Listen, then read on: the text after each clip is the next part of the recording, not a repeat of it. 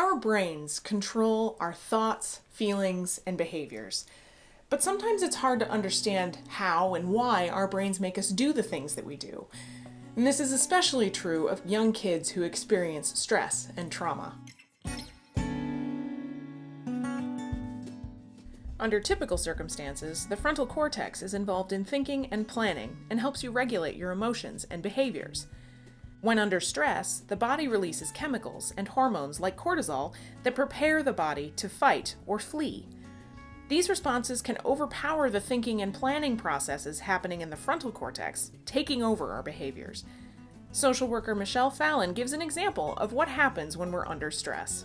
I'm driving to the car wash. My 18-month-old is in the car seat behind me, and somebody pulled right in front of me, and I let fly a word, folks, that if those synapses had been holding hands between that arousal part and my thinking brain, that word would not have come out in my mouth with my toddler in the back seat. He proceeded to repeat it with perfect inflection for at least a week. But that's an example of under stress, it's different. It's different. What are the experiences that the children that we're working with may have had? What has influenced the way they respond in their environment and the trajectory their development is on? These experiences of chronic stress due to trauma changes how our fight and flee system operates.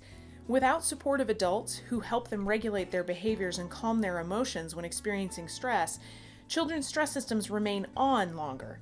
Children also learn to expect threat and may be hypersensitive to potential threats around them.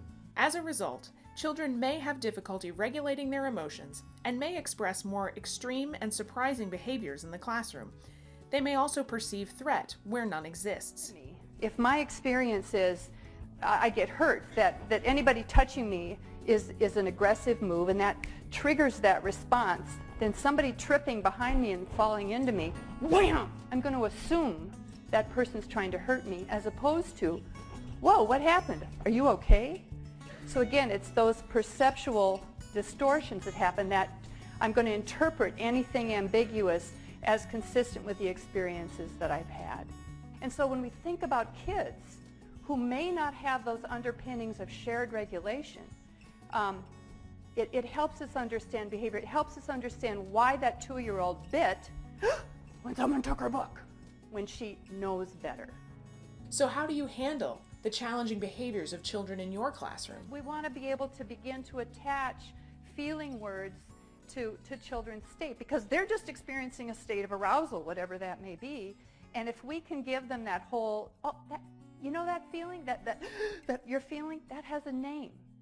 And if it has a name, maybe we can name it and tame it. If it has a name, then that tells you that, I get it. Oh, you're disappointed. You thought it was your turn. Oh, as opposed to going right for the, don't push your friend.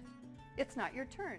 Naming children's feelings gives them a way to begin to express themselves through words and helps them to tame their emotions.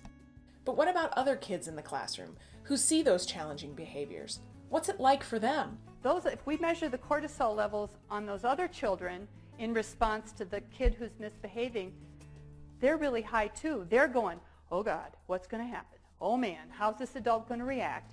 But we don't think about those other children when we're responsible for this child in this moment, and it's a pretty crucial situation.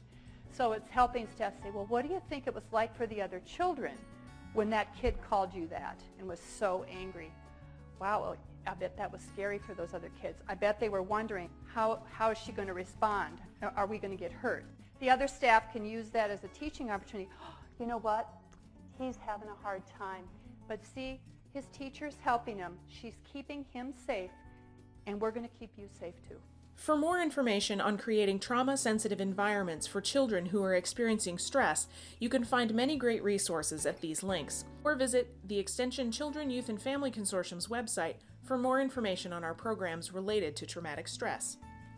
And as always, thanks for all that you do for children and families.